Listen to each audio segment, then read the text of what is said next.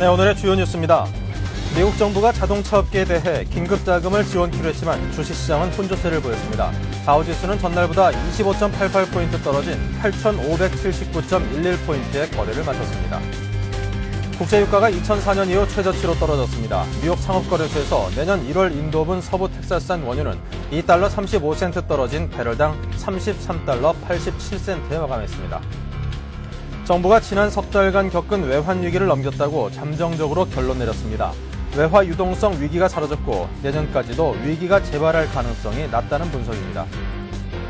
유류세 10% 인하 조치가 오는 31일 종료됨에 따라 정유사나 주유소가 석유 제품 사재기에 들어갈 가능성을 차단하기 위해 정부가 매점 매석 금지 고시를 시행키로 했습니다. 두산이 전자부품을 생산하는 경기 안산 공장을 내년 1월 말까지 폐쇄합니다. 공장 폐쇄로 발생하는 190명의 잉여 인력은 다른 공장에 전환 배치됩니다. 안녕하십니까. 출발센 증시의 임동석입니다. 정부는 지난 주말 석 달간 우리 경제를 뒤흔들었던 외환 위기는 일단 넘겼다고 잠정적으로 결론을 지었습니다. 금융위기에서 전이된 실물경제 침체가 국내를 막론하고 보다 더 이게 심화되고 있는 것은 물론 사실입니다만 리먼 브라더스의 파산과 같은 그런 큰 돌발 변수가 없는 한 외환 위기는 이제 어느 정도 잠잠해진 게 아닌가라고 결론을 지었죠.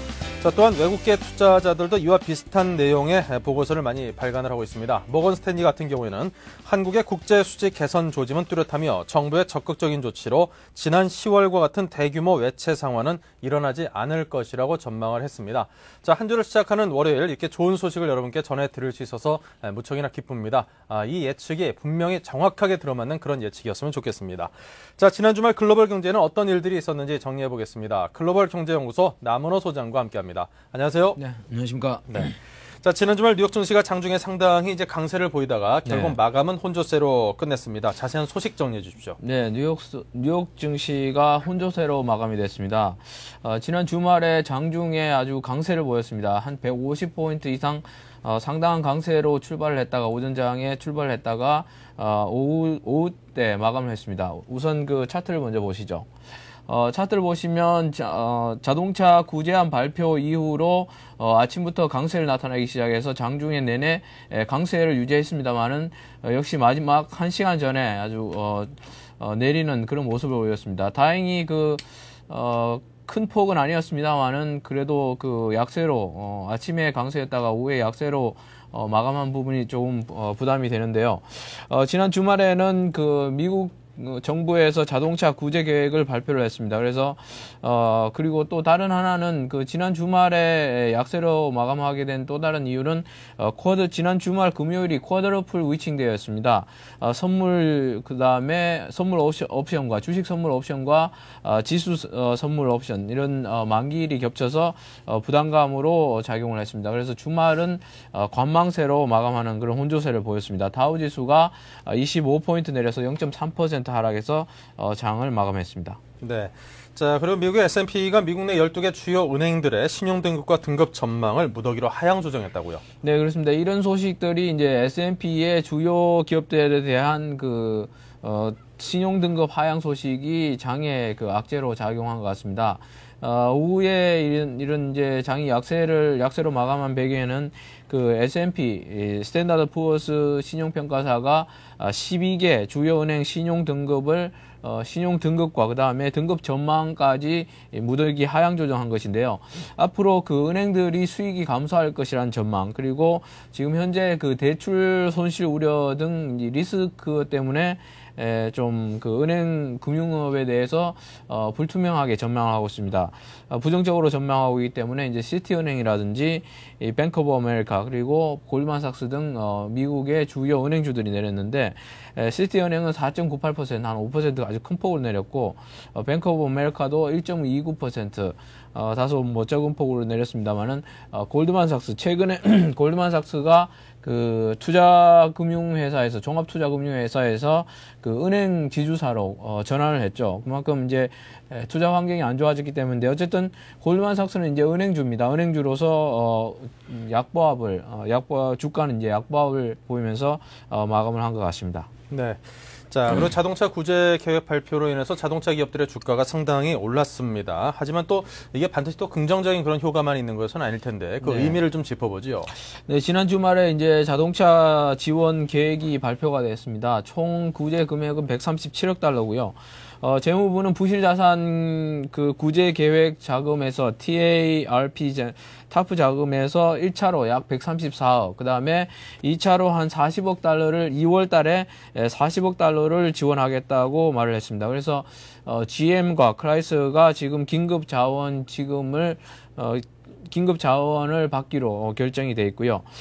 그 다음에 지금 또 다른 하나는 그 소프트웨어 오라클이 예상치에 부합하는 실적 발표로 인해서 강세를 나타냈습니다.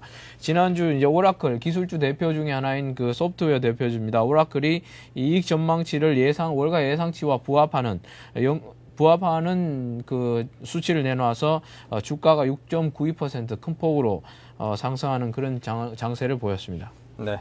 자, 그리고 오펙에서 220만 배럴 감산 발표를 했음에도 불구하고 유가는 계속 내림세를 타고 있죠. 네, 그렇습니다. 유가는 지금 그 하락하고 있습니다. 계속 그 약세를 보이고 있는데, 한국 경제는 뭐 어느 정도 그 수입, 그 에너지 가격이 하락하기 때문에 다행으로 보일 수 있겠습니다만은, 전반적으로 세계 경제 침체가 그만큼 심각하다는 걸 보여주기 때문에 유가 하락이 좋은 것만은 아닌 것 같습니다. 어쨌든 서부텍사스 중진유는 WTI는 1월 달 가격이 2달러 6.49% 내려서 33.87달러 약 34달러 선을 기록을 하고 있는데 일각에서는 이런 그 30대 초반 가격에서 40대 달러의 가격이 유가의 최저 가격이 될 것이라 이렇게 얘기를 하고 있습니다.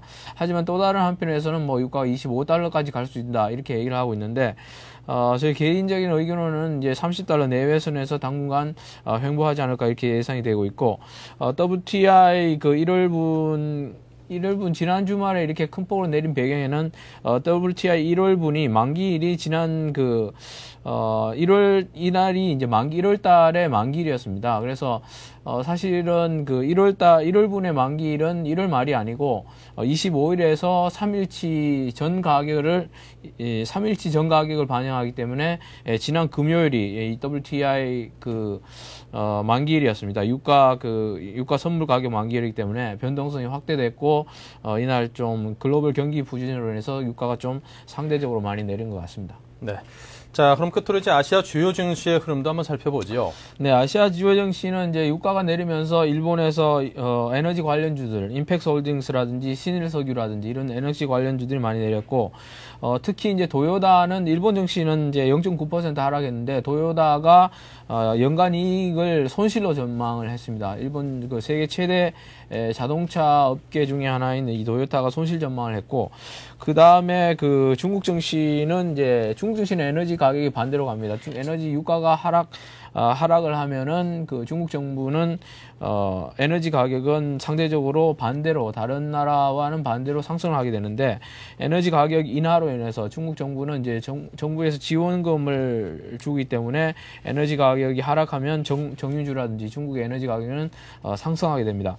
어쨌든 지금 증시는 그 혼조세를 겪고 있는 것 같고요. 지난 주말에 금요일에 보셨다시피 혼조세를 글로벌 증시는 지금 아직 방향성을 찾지 못하고 혼조세를 겪고 있고 오바마 대통령 당선인은 경기 부양 의지를 지난 주말에 다시 확인을 했습니다. 그래서 그리고 오바마 대통령이 한 말 중에 하나는 리세션을 극복하려면 볼드 어프로치, 대담한 정책이 필요하다, 대담한 접근이 필요하다 이렇게 얘기를 했고 지난 주말에 이제 바이든 부대통령 당선인은 미국 경제가 심각하게 생각보다 나쁘다 뭐 이렇게 얘기를 했습니다. 어쨌든 미국 정부는 지금 강력한 부양 의지를 보여주고 있습니다만은 세계 경제라든지 증시는 지금 혼조세로 흘러가고 있는 것 같습니다. 네. 자, 이렇게 해서 글로벌 경제 흐름을 정리해봤습니다. 남은호 소장의 도움 말씀 들었습니다. 고맙습니다. 네, 감사합니다.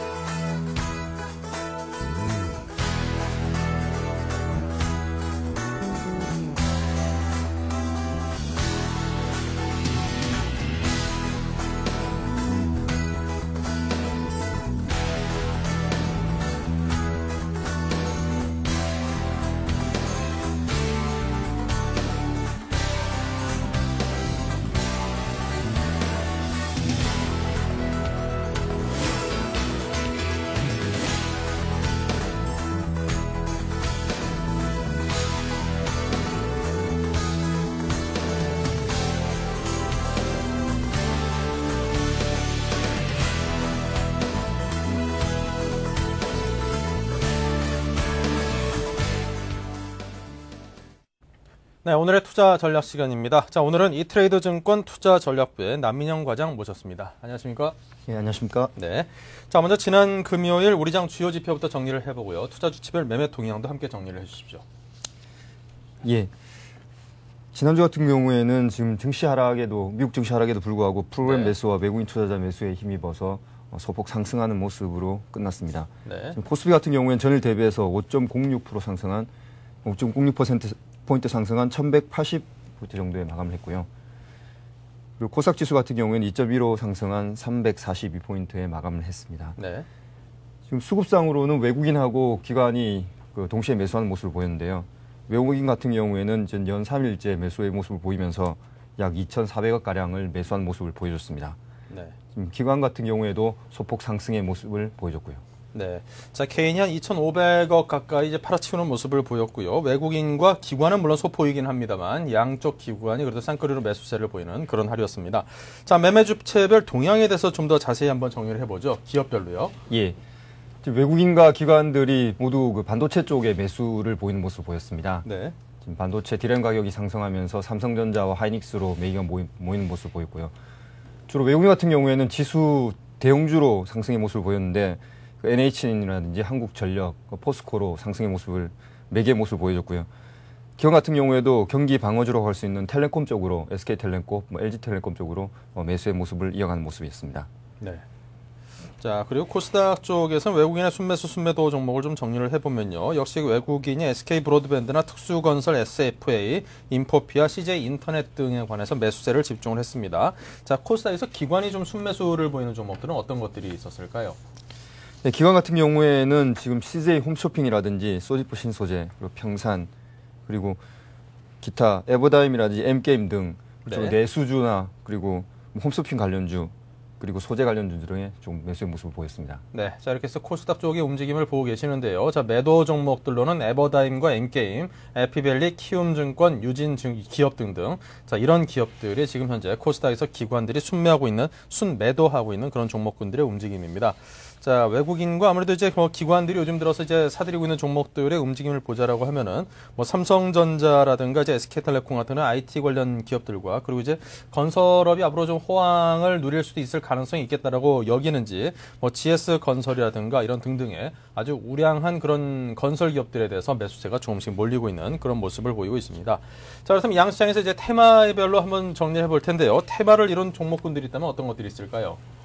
예, 테마는 지금 4대강 정비 수혜주가 조금 주목을 받았습니다. 네. 그래서 한국선제가 약 한 4일 정도 상한가의 모습을 보이고요. 그리고 NI스틸이라든지 에버다임도 수급이 매수가 모이는 모습을 보였습니다. 그리고 이제 12월 26일까지 매수한 종목에 대해서 12월 결산에 대한 그 배당을 받을 수가 있는데요. 관련 종목으로는 유니슨, 세라이오텍, 셀라인 등이 있는데 그 현금 배당 발표와 함께 상승의 모습을 보이다가 또 장 막판에는 소폭 하락하는 모습을 보였습니다. 지금 26일까지는 계속 관심을 받을 것으로 보이는데 아시겠지만은 그 26일까지 배당락이 접근할수록 오히려 주가 좀 흔들리는 모습을 보일 수가 있기 때문에 좀 조심하셔야 될 것 같고요. 네. 그리고 디램 가격 급등이 가장 큰 이슈였습니다. 그래서 반도체주로 매기가 확실히 모이는 모습을 보여줬습니다. 네. 자, 지난 금요일 우리 증시 이제 미국 증시의 하락에도 불구하고 이제 상승 마감을 했었습니다. 자, 금요일 장에서 특이할 만한 점이 있다면 어떤 것들을 정리할 수 있을까요? 네, 그동안 지수가 한번 바닥을 보인 이후에 이제 1200선 공략을 나섰는데 조금 상승 피로감을 보이는 모습이었습니다.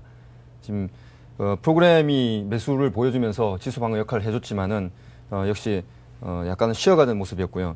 외국인들도 반도체 디램 가격이 상승을 보이면서 매수로 모이는 모습이었는데 지금 최근에 디램 가격이 쭉 하락을 모이다가 한 15% 정도 지금 상승 반전을 하면서 매기가 모이는 모습이었습니다.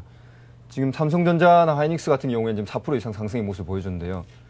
지금 외국인과 그 기관들이 계속해서 매수의 모습을 보여준다면은 전기전자 업종으로 계속 좀 좋은 모습은 보일 것 같습니다. 네. 네. 자, 그렇다면 이제 오늘은 한 주를 시작하는 날입니다. 월요일 장은 그 나름대로 또 의미를 갖는다고 볼 수 있을 텐데요. 자, 우리 시장의 흐름은 어떻게 될 것으로 예상을 하시는지요? 앞서 말씀드렸다시피 미국 경제가 지금 조금 혼조의 모습을 보이고 있습니다. 지금 빅3 구제금융이 발표됐는데요. 지금 빅3 구제금융의 그 내용을 보게 되면은 지금 3월까지 한번 지켜보고 그 확실한 그 모습을 보이지 못하면은 돈을 회수하겠다는 내용이 전제가 됐습니다. 네. 그 얘기는 아직까지 구제에 대한 확실한 그런 방안은 나오지 못하고 있다. 금액 자체가 완전한 커버리지를 못하고 있다는 약간 불안감이 있는 것 같고요. 지금 국내 증시 같은 경우에도 단기 급등에 대해서 약간 불안한 모습을 또 보이고 있는 것이 사실입니다. 지금 61선 이제 안착 여부 그리고 1200선 돌파 여부가 지금 관건이 되고 있는데요. 지금 외국인 매수세 같은 경우에는 지금 아시아 전체적으로 지금 매수로 약간 소폭 돌아선 모습입니다. 하지만 계속해서 이어질 것인지에 대해서는 조금 의문이 드는 상황인데요. 지금 900포인트, 950포인트 정도에서 이제 1차 그 바닥을 형성한 이후에 지금 벌써 한 200포인트 정도 올라왔습니다. 그래서 계속해서 갈 수 있을지에 대해서는 조금 더 지켜봐야 되는 그런 상황이라고 할 수 있겠습니다. 네. 자, 아무래도 이제 우리 시장의 흐름과 이제 전 세계 시장의 흐름을 이제 정리를 해볼 때 미국 자동차 빅3의 이제 생존 여부에 대해서도 많은 관심들이 쏠리고 있는데요. 자, 미국 정부에서는 이제 그 자동차 빅3의 직원들의 임금 수준을 뭐 아시아권의 그 직원들 수준으로 임금 수준을 낮추라든가 퇴직 이후에 받는 그런 대우에 대해서 상당 부분 삭감하라는 듯한 그런 이제 압박을 하고 있는데 이에 대해서 또 만만치 않은 그런 저항들이 있는 것 같습니다. 또 미국 내에서도 이제 여론 간에 왜 굳이 그 빅3를 고집을 하느냐. 어차피 이제 고용을 창출하고 세수를 증대시킨다라면은 미국 현재 들어와 있는 외국계 자동차 기업들에 대해서 오히려 보다 더 버릴 건 버리고 집중하는 게 어떤가라는 그런 여론도 함께 있다라는 것을 관심 있게 봐야겠습니다. 자, 그렇다면 오늘의 전략 포인트는 어떻게 잡고 계십니까? 예, 오늘 전략 포인트는 뭐니 해도 지금 그 950에서 1250 정도의 이제 박스권에 대해서 많은 그 전문가들이 또 얘기를 내놓고 있고요. 그리고 지금 환율이 지금 1200선까지 이제 내려왔는데 계속 네. 좀 안정된 수준을 유지해 줄 것인지. 그리고 배당 관련주 같은 경우에 뭐 테마 관련주 관련해가지고 조금 주목받을 수 있을 것 같고, 지금 반도체 같은 경우에 사실 현재 우리나라 전기전자 업종이 시가총액의 상당 부분을 차지하고 있기 때문에 네. 반도체 쪽만 매기가 집중되더라도 상당한 그 하락에, 지수 하락에 방어 역할을 해줄 수가 있다는 점. 그래서 계속해서 그쪽으로 관심을 좀 가져주셔야 될 것 같고요. 지금 마지막으로 코스피가 1200선에 안착하기 위해서는 뭐니 해도 그 외국인들이 계속 그 매수하는 모습을 보여줘야 되는데 지금 그 세계 증시에서 유동성이 많이 풀리고 나서 지금 아시아 증시 쪽에 매수가 좀 보이는 모습을 보여주고 있다. 그렇기 때문에 계속해서 추가적인 매수가 일어날 것인지에 대해서 좀 관심을 갖고 지켜봐야 될 것 같습니다. 네. 자, 그렇다면 이런 시장 상황에서 이제 관심 가질 만한 기업에 관한 설명을 부탁드리겠습니다. 어떤 기업들이 눈에 띄던가요? 네, 한 5개 종목 정도 추려봤는데요. 네. 지금 다우기술, 동원 F&B, 그리고 화일약품, 기아차, 한국가스공사 이렇게 5개 종목입니다. 요 5개 종목 중에서는 지금 한 2가지 종목 정도로 이제 한번 또 조금 더 추려봤습니다. 지금 첫 번째 그 다우기술 같은 경우에는 죄송합니다. 다우기술 같은 경우에는 지금 추세선이 계속 그 상승의 기조를 보이면서 지금 21선에서 약간 조정을 보이는 모습입니다. 지금 현 가격대에서는 추가 하락 시에는 또 조금 조심하셔야 될 수도 있는데, 지금 펀더멘탈적으로 봤을 때 1월 달에 이제 테라스 테크놀로지와 합병을 이뤘습니다. 그래서 그 사업 성과에 대한 그런 가시적인 그런 성과가 나타날 수 있고요. 그리고 또 가상화 소프트웨어라는 부분 쪽에 그 매출 확대가 지금 이어지고 있습니다. 그래서 그것이 이제 실적으로 어느 정도 이어질지 좀 기대가 되는 부분이 있고요. 그리고 기타 부분에서 지금 죽전 쪽에 뭐 부동산 개발하는 부분이 지금 조금 지연되고 있다는 소식 때문에 우려되는 부분이 있었는데, 지금 기존의 뭐 건설사 미분양 리스크와는 좀 다른 그런 죽전이라는 또 굉장히 좋은 지역이기 때문에 크게 뭐 위험 요인으로는 위험 요인은 되지 않을 것 같다라는 판단이고요. 네. 전체적으로는 지금 사업 구조 조정을 이뤄가고 있는 중입니다. 그렇기 때문에 그런 구조 조정 속도에 맞춰서 주가는 좋은 모습을 보일 수 있겠다라는 판단입니다. 네. 자, 그렇다면 가격대에 대한 접근은 어느 정도 선으로 잡고 가는 게 가장 좋겠습니까? 지금 현재 가격대에서 이제 매수가는 한 4,400원 정도 이제 제시를 하고요. 그리고 목표가 같은 경우에는 5,000원을 조금 넘어서는 부분, 5,300원 정도 수준에서 한번 또 매도를 고려해 보실 수가 있을 것 같고요. 네. 지금 손절 같은 경우에는 한 200원 정도 내려오는 4,200원 선 정도에서 한번 손절을 고려해 볼 수 있겠다라고 할 수 있겠습니다. 네. 자, 다음에 설명해 주실 기업은 어떤 기업입니까? 네, 최근에 이제 내수 부진에 대해서 우려가 커지면서 그 내수 진작책들이 쏟아져 나오고 있습니다. 그렇게 되면은 아무래도 우리가 먹고 마시는 거에 제일 먼저 관심이 집중되기 때문에 음식료 업종에서 또 하나 골라봤습니다. 네. 동원 F&B라는 종목이고요. 지금 동원 F&B 같은 경우에는 먼저 수급적으로 봤을 때 위에 큰 저항대가 없다는 것이 상당히 긍정적인 면입니다. 펀더멘탈적으로 봤을 때는 지금 뭐 참치캔 같은 경우에 시장 점유율 1위고요. 최근에 뭐 시장 내에서 이제 참치에 대한 수요도 좀 많이 늘어나고 있는 것 같습니다.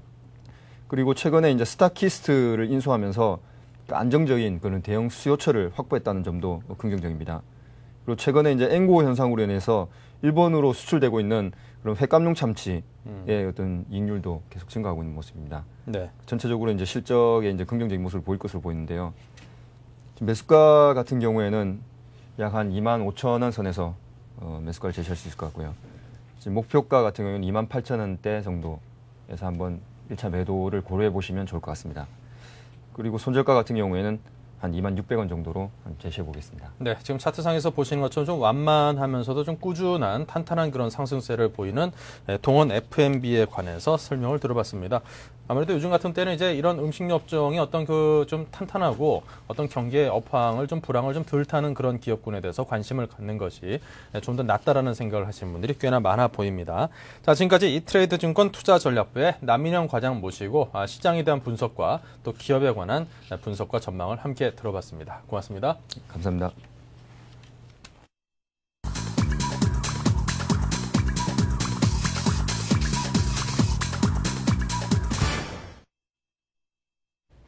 네, 지금 시각 8시 57분 40초를 막 지나고 있습니다. 동시효과 상황을 통해서 오늘 장의 출발 흐름을 한번 예측해 보도록 하겠습니다. 네, 지금 혼조세를 보이고 있죠. 삼성전자가 플러스 2.15%와 포스코의 강보합세, 한국전력의 약보합세를 중심으로 해서 SK텔레콤이 요즘 들어서 기관과 외국인들의 매수세가 몰리고 있습니다. 플러스 1.38%, 현대중공업과 은행주인 죄송합니다. KB금융과 신한지주 등등은 모두 강보합세의 움직임을 보이고 있습니다. LG전자가 요즘 들어서 그 IT 관련주들이 약간의 업황이 좀 호전될 것이라는 그런 예측에 힘입어서인지 1.5%대의 상승세를 보이고 있고요. 현대차가 플러스 2.87%로 비교적 높은 상승세를 보이고 있습니다. 삼성화재, SK에너지 등등의 1%대 중반의 상승세, 현대오토넷, 현대아이스코, LG생명과학, 그리고 SK케미칼 등등이 모두 상승세입니다. SK케미칼이 3%가 넘는 상승세를 보이고 있고요. 자, 그 밖에도 한일시멘트와 LG상사, STX, 엔진 등등 상당히 적지 않은 종목들이 1%에서 2%대 정도의 견조한 상승 흐름을 이어가고 있습니다.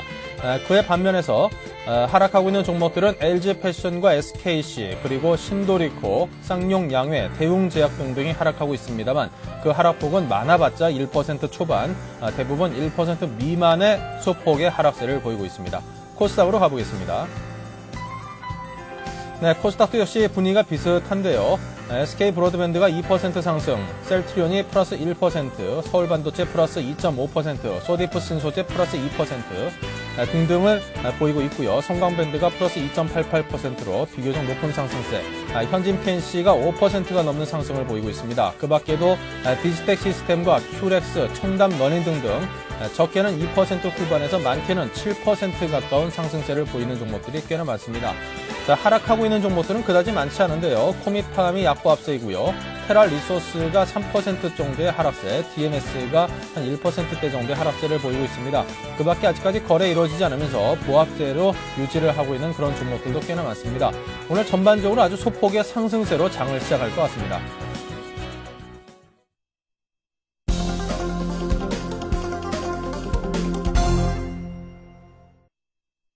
네, 이제 장이 막 시작이 됐습니다. 자, 오늘 한 주를 시작하는 월요일 아침장 어떻게 출발하는지 궁금한데요. 화면을 통해서 함께 보시겠습니다. 네, 자, 혼조세는 여전합니다. 세아베스틸이 플러스 1%와 LG생명과학이 플러스 1.5%, 한일시멘트 1% 조금 못 미치고요. LG상사 플러스 1.5, STX 1.42%로 1%대 중반의 상승세를 보이는 종목들 많습니다. 자, 비슷하게 LG전자와 그리고 현대차, 삼성화재, 그리고 SK에너지 등등 1%를 조금 웃도는 그런 상승세를 보이는 종목들이 많고요. 하락하고 있는 종목들은 대웅제약이 1%대 중반을 빼고는 대부분의 종목들이 그저 약보합세에 머물고 있습니다. 자, 자, 계속해서 다음에는 코스닥으로 움직여 보겠습니다.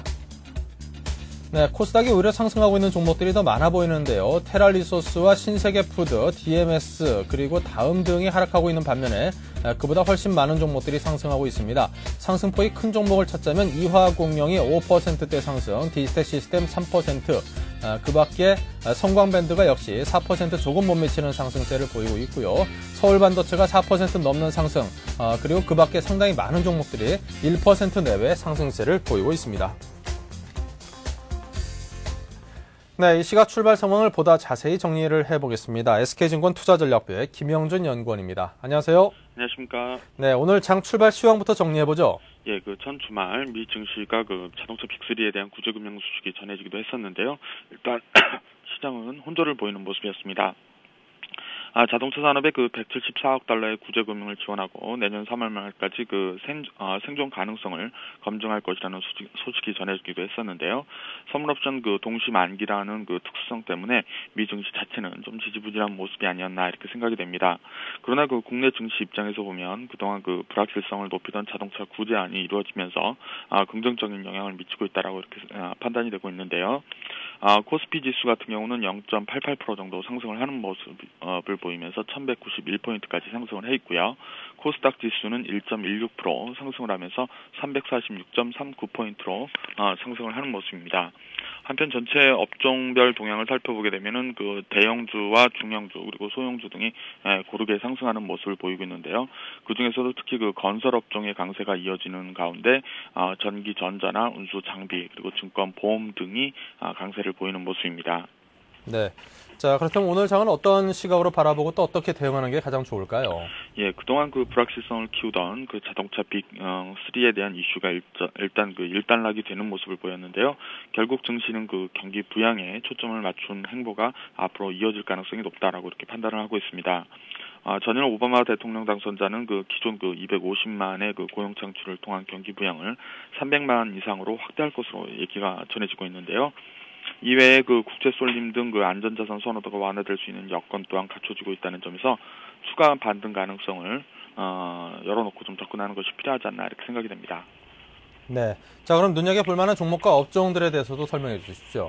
예, 일단 증시가 60일 이평선 이후에 증시는 주변 낙폭과대주로의 확산이 예상된다는 점에서 그동안 소외되었던 낙폭과대 업종을 중심으로 관심을 좀 지속해야 될 것이라고 이렇게 생각을 하고 있습니다.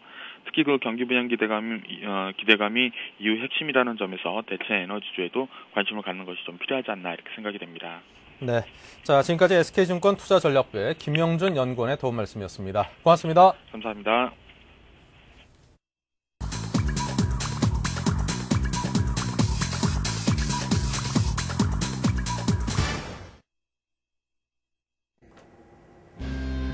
안녕하십니까. 12월 22일 오늘의 서울경제 주요 뉴스 브리핑입니다.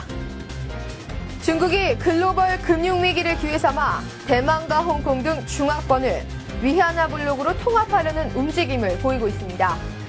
중국은 지난 20일 대만의 통화 교환을 제의한 데 이어 조만간 홍콩과의 통화스와프 협정을 체결할 예정입니다. 국제통화로서 위안화의 위상이 높아질 전망입니다. 한국은행이 조만간 기업 어음 매입에 나섭니다. 자금 중개 역할을 제대로 못하는 은행을 대신해 직접 기업의 단기 유동성 자금을 공급하겠다는 의도로 사실상 최후의 카드를 제시한 셈입니다. 한은은 그러나 만기가 길고 리스크가 큰 회사채는 매입하지 않을 방침입니다. 정부가 오는 2012년까지 69개 주요 공공기관의 정원 19,000명을 감축하기로 했습니다. 또 이들이 보유한 자산을 매각하는 등 10조 원 이상을 재무 건전성을 높이기 위한 조치로 사용할 계획입니다. 공공기관의 방만 경영 요인을 제거하고 경쟁력을 높이기 위한 조치로 보여집니다. 중국 정부가 외자 기업의 무단 철수에 대해 강력하게 대응하기로 했습니다. 은행 빚이나 임금을 주지 않고 야반 도주할 경우 법적인 책임을 묻고 손해를 배상받겠다는 겁니다. 이번 방침이 한국 기업을 표적으로 삼은 듯한 인상을 줘 중국 내 한국 기업들의 불이익이 우려됩니다. 내년부터 금융회사는 파생 상품을 판매할 때 투자자의 수준에 맞는 상품을 권유해야 합니다. 금융당국은 파생상품 감독 체계를 개선하기 위해 금융회사로부터 투자자를 경험과 지식, 나이 등을 감안해 5등급으로 나누고 해당 등급의 수준에 맞는 상품을 권유하도록 했습니다. 변동형 주택 대출금리가 연중 최저치로 떨어졌습니다. 국민은행은 변동형 주택담보대출금리를 5에서 6.5%로 적용하기로 해 주택대출금리는 조만간 4%대로 낮아질 전망입니다. 변동형 대출의 기준이 되는 CD금리가 한은의 기준금리 인하 조치 이후 크게 하락했기 때문입니다. 연말 성과급을 두고 현대차와 기아차의 직원 희비가 엇갈리고 있습니다. 현대차는 지난 9월 노사 합의에 따른 성과급을 모두 지급하기로 한 반면 기아차는 성과급 일부에 대한 지급을 무기한 보류하도록 해 노조에 요청한 겁니다. 기아차 노조는 여론을 의식해 불만을 터뜨리지 못하는 모습입니다. 롯데그룹이 소주 처음처럼을 비롯한 두산의 주류 사업을 인수할 것이 확실시됩니다. 롯데가 막강한 유통력을 바탕으로 소주와 와인 등으로까지 주류 사업 영역을 확대할 경우 국내 최대 주류 기업인 하이트 진로그룹에 버금가는 거대 주류 회사의 위상을 강화하게 될 것으로 보여집니다. 이상 오늘의 서울경제 주요 뉴스 브리핑이었습니다.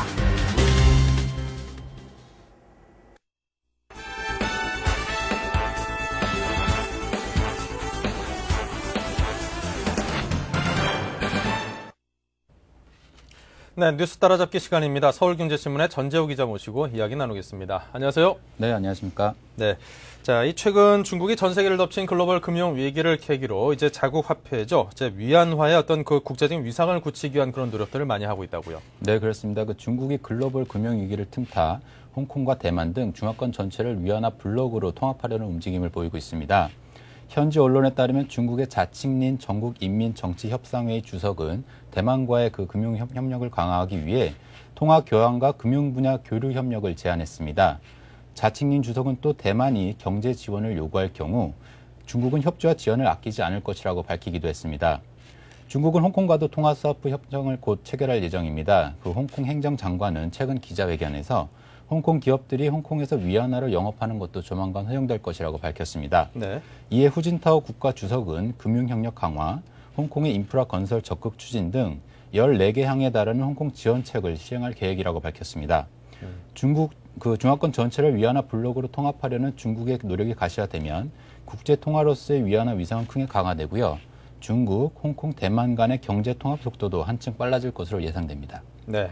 더군다나 이제 아시아 지역이 이제 뭐 국가는 다르긴 합니다만 그 경제력을 쥐고 있는 사람들이 대부분 이제 화교라고 하는 범중화 경제권에 속하는 사람들이 상당히 많다라는 점을 놓고 봤을 때도 이제 엔화가 위안화가 그전과는 다른 어떤 국제 통화로서의 위상을 갖추게 되는 것은 결국에는 시간이 얼마나 걸리느냐 그 문제일 뿐인 것 같습니다.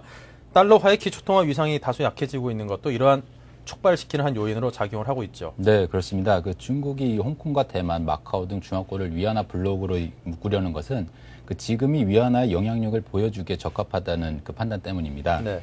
중국은 미국발 금융위기 여파로 달러와의 기축통화 역할론이 도전을 받게 되자 그 위안화를 기축통화 반열에 올리기 위한 작업을 진행하고 있습니다.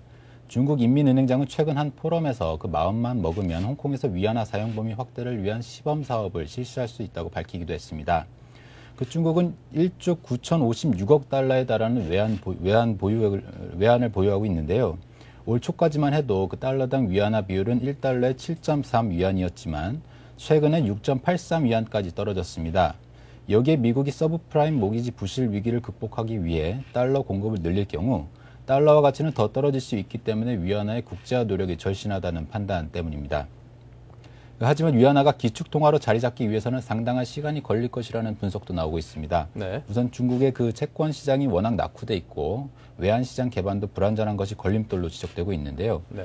또 동남아 등 아시아 지역에서 결제통화로서 지위를 현재 확고히 하고 있는 일본이 그 중국의 이 같은 시도를 그냥 지켜보고 있지는 않을 것이라는 시각도 우세한 상황입니다. 네, 과거 일본이 엄청 잘 나갈 때 그 사카키바라 대장상 시절이었었나요? 그때 이제 엔화를 기축통화로 썼던 그 입지를 갖게 하고자 하는 노력을 기울인 적이 있었는데 결국 뭐 그다지 성공적으로 되지는 않았었는데 과연 이번에 위안화의 움직임은 어떻게 되는지 한번 관심 갖고 봐야겠습니다. 자, 그리고 이제 한국은행이 기업들의 자금난을 해소하기 위해서 직접 기업 어음을 매기로 했다죠? 네. 커머셜 페이퍼, 즉 CP라고 불리는 기업 어음은 기업들이 단기 자금 조달을 위해 발행하는 무담보의 어음을 말합니다. 보통 CP는 시중은행이나 투신권 등에서 매입을 하는데요. 이들 금융권이 돈줄을 재면서 유동성을 공급하지 않자 한국은행이 직접 나선 것입니다. 한국은행의 CP 매입과 관련된 실무 차원의 준비는 현재 마친 상태이고요. 금융통화위원회의 최종 결정만 남겨두고 있는 상황입니다. 한국은행이 CP를 직접 매입한 것은 한국은행 설립 이후 처음 있는 일인데요. 이는 그만큼 기업의 자금 사정이 어렵다는 것을 반증하는 것이기도 합니다. 한국은행의 특수 목적 회사, 즉 SPC를 설립해 이곳에 자금을 지원한 뒤 이 SPC를 통해 기업어음을 사들이는 방안 등을 검토하고 있습니다. 네. 자, 한국은행이 기업에 직접 유동성을 공급한다. 이것이 이게 상당히 일반적인 일은 아니고 이례적인 일인데, 요즘 CP 시장 상황이 좀 어떻길래 그렇습니까? 네, CP 시장 상황은 매우 안 좋은데요. 그 기업어음은 기업들의 단기 자금 조달 창구입니다. 회사채의 경우엔 자금 회수 기간이 1년 이상이기 때문에 매입을 하려는 쪽에서도 부담이 될 수가 있는데요. 기업어음은 통상 만기가 3개월 안팎에 불과하기 때문에 그 단기 유동성 공급을 위해 많이 쓰였습니다. 네. 하지만 지금은 은행 투신권 등이 자금을 풀지 않고 있어 사실상 재기능을 못하고 있는 실정인데요. 현재 CP 시장 규모는 75조 원 가량으로 추정이 됩니다. 하지만 이 중 그 A등급 업체가 80에서 90%를 차지하고 있고요. B, C, D 등급 업체의 비중은 매우 미미한 상황입니다. 그나마 A등급 중에서도 A1등급 같은 초우량 등급의 거래 비중이 점차 확대되는 양상입니다. 또 거래가 잘 안 되는 것도 문제지만 금리가 높은 점도 기업에겐 부담입니다. 90일 일무 CP 금리는 지난달 중순 7.36%에서 최근 6.72%로 0.64%포인트 떨어지긴 했지만 같은 기간 3년 만기 국국채 금리가 5.4%에서 3.81%로 1.59%포인트나 떨어진 것과 비교하면 하락폭이 절반에도 못 미치는 수준입니다. 네. 한국은행은 장기 자금 조달이 가능한 우량 업체들이 CP 시장을 독식하고 있고 또 정작 자금 조달이 시급한 중견 업체들은 자금난에 시달리고 있는 상황에서 CP 시장 기능을 방치할 경우 기업 자금줄에 재앙이 올 수도 있다며 우려하고 있는 상황입니다. 네. 자, 그리고 정부와 공공기관들의 효율성을 높이기 위한 선진화 방안이 계속해서 추진이 되고 있습니다. 자, 이번에 발표된 4차 방안에 따르면요, 2012년까지 19,000명가량의 인원을 줄이기로 했다고요. 네, 그 정부는 공공기관의 방만 경영 요인을 제거하기 위해 내년부터 2012년까지 4년간 69개 주요 공공기관의 정원 19,000명을 감축하기로 했습니다. 이와 함께 이들 기관이 보유한 8조 5천억 원어치의 자산을 매각하는 등 재무 건전성 강화에도 나섰습니다. 기획재정부는 21일 이 같은 내용을 담은 제4차 공공기관 선진화 계획을 발표했는데요. 네. 이번에 경영 효율화 대상으로 선정된 69개 기관은 총 278개 공공기관 가운데 폐지 또는 민영화 대상 기관을 제외한 공기업 및 준정부 기관들입니다. 네. 계획안에 따르면 코레일 유통과 한국방송공사 등 6곳은 20% 이상 인력이 줄게 되고요. 증권예탁결제원, 한국공항공사 등 9곳은 15에서 20%, 농촌공사, 마사회 등 9곳은 12에서 15%, 수자원공사를 포함한 45곳은 10에서 12%가량 인력이 줄어들게 됩니다. 현재 총 정원이 15만 명가량이 늘 69개 기관은 4년 후에는 인력이 13만 1,000명으로 줄게 되고 이에 따른 인건비 축소 효과는 1조 1,000억 원에 달할 것으로 기획재정부는 추정했습니다. 네. 정부는 또 모든 기관에 대해 10% 이상의 효율성 제고를 추진하기로 하고 내년 1, 2월 중에 나머지 출연연구소와 대학, 병원 등 소규모 기타 공공기관에 대해서도 경영 효율화 계획을 2단계로 검토할 계획입니다. 네. 자, 이 2만 명 가까운 인력을 감축한다는 것은 상당히 큰 폭이라고 받아들여지는데요. 자, 그렇다면 이러한 인력 조정이 어떤 과정을 통해서 이루어지는지, 그리고 또 이렇게 인원을 덜어낸다고 하면은 또 신규로 채용을 하고자 하는 그 신규 취업 희망자들에게는 이게 어떤 악재로 작용할 수 있겠다 싶은 생각도 드는데요. 네, 그렇습니다. 이번에 그 69개 공공기관을 시작으로 내년 상반기 중에는 나머지 공공기관에 대해서도 3, 4년에 걸쳐 인력과 조직을 감축한다는 계획인데요. 정부는 공공기관의 설립 목적과 무관한 비핵심 기능은 민간에 위탁하거나 폐지한다는 방침입니다. 예를 들어 이번에 10%가량의 인력을 줄이는 한전 KD에는 전력산업과 관련이 없는 일반 정보기술 업무는 없애기로 했습니다. 또 도로공사의 경우는 통행료 진수나 안전순찰 등은 그 민간에 위탁할 방침입니다. 정부는 비핵심 기능을 폐지하거나 축소할 때 약 5,900명의 인원 감축이 가능하고 민간 이양이나 위탁 시 4,500명의 정원 조정이 가능할 것으로 계산하고 있습니다.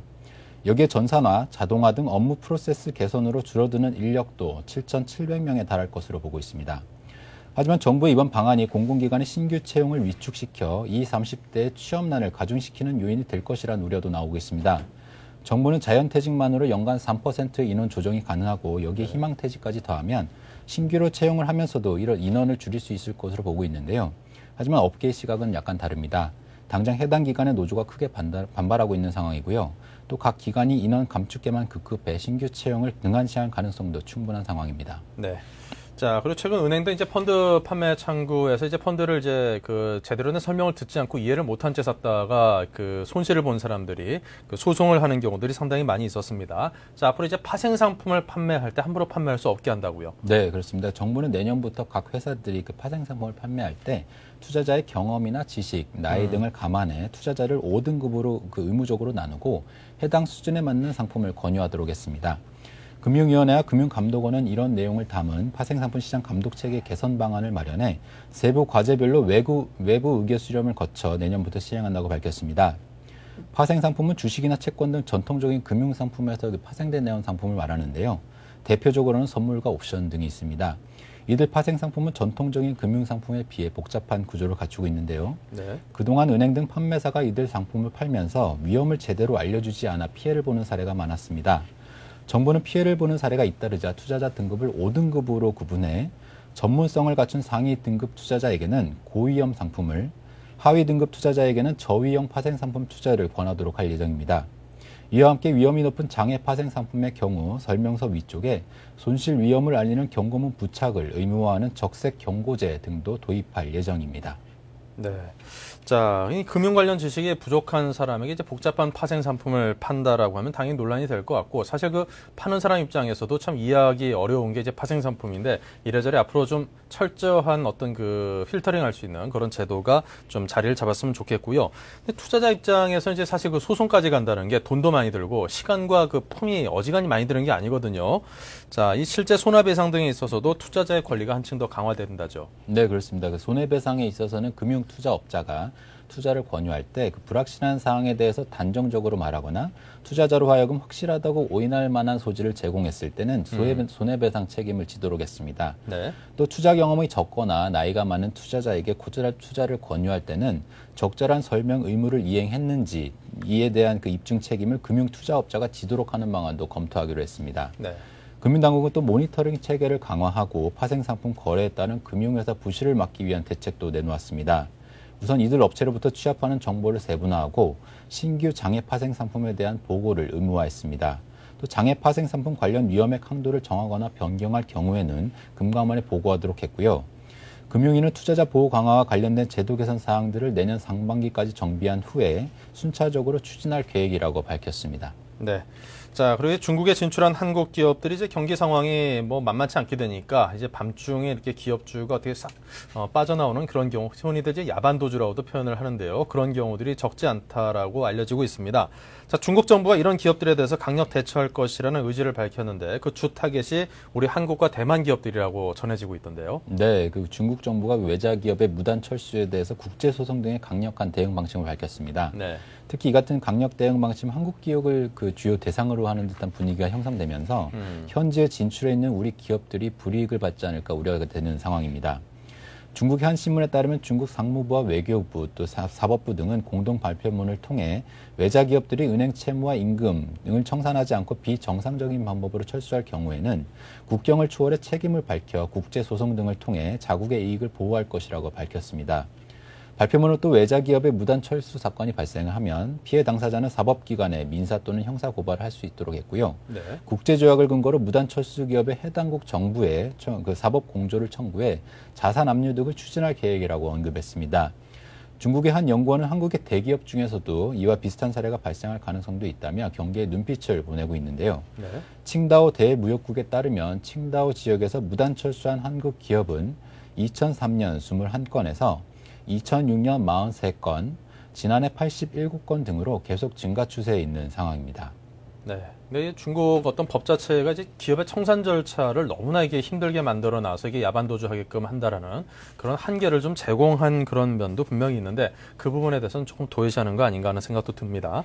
자, 그리고 한국철도시설공단이 경기 부양에 앞장서기 위해서 내년도 철도 사업비의 67%를 상반기에 집행할 예정이라고 하는데 자, 그렇게 되면 일자리도 함께 좀 늘어나지 않을까 하는 기대를 갖게 됩니다. 네, 그렇습니다. 한국철도시설공단이 그 경제 살리기와 일자리 창출을 위해 총 6조 9,870억 원의 그 사업비 가운데 67%가량인 4조 524억 원가량을 상반기에 조기 집행할 계획이라고 밝혔습니다. 또 내년도 사업 예산의 59%인 3조 5,125억 원가량을 연내에 배정해 조기 계약이 체결되도록 할 방침입니다. 공단은 예산의 조기 집행으로 경기 부양에 앞장선다는 입장인데요. 이에 따라 2009년도엔 호남 고속철도 19개 공구에서 290억 원, 경부 고속철도 3개 공구에서 500억 원, 진주, 강양, 복선화 5개 공구 250억 원 등의 신규 착공사업 발주 계획이 잡혀 있습니다. 네. 이와 함께 건설공사 참여업체들의 자금난을 덜어주기 위해 현재 20에서 50%로 되어 있는 선 지급금 의무 지급률을 최대 70%까지 확대하기로 했습니다. 공단은 대규모 철도 건설 사업 시행으로 연간 12조 원가량의 생산 유발 효과와 11만 명의 고용 창출 효과가 있는 것으로 계산하고 있는데요. 특히 사업비가 조기 집행되는 상반기에만 8조 원의 생산 유발 효과와 7만 6천 명의 고용 창출 효과가 나타날 것으로 예상을 했습니다. 네. 자, 지금까지 많은 경제 이슈들에 관해서 자세하게 정리의 말씀을 들어봤습니다. 뉴스 따라잡기 서울경제신문 전재호 기자와 함께했습니다. 고맙습니다. 고맙습니다.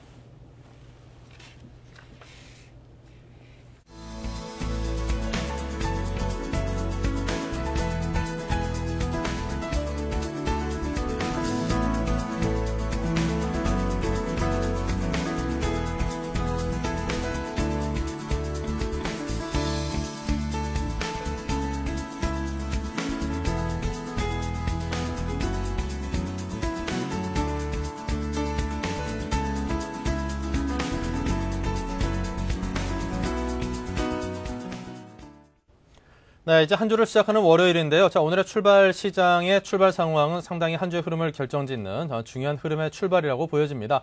자, 지금 코스피 시장은 7포인트대가 상승한 1188포인트, 그리고 코스닥도 상승을 했습니다. 4포인트 상승한 346포인트에 머물고 있고요. 자, 환율이 아주 소폭 하락했습니다. 60전이 하락한 1289원 40전, 아직까지도 1300원대 아래에서 움직이고 있는 그런 모습입니다. 자, 이래저래 긍정적인 그런 전망들이 나오고 있으니까요. 우리 경제에 대해서 한번 긍정적인 시각을 이제 연말 연초에 좀 가져보면서 좀 이렇게 좀 훈훈하고 좀 밝은 마음으로 한번 우리 시장 상황을 볼 수 있었으면 좋겠습니다. 자, 이번 한 주 좋은 소식들만 전해드릴 수 있기를 바라면서 여기서 인사드리겠습니다. 고맙습니다.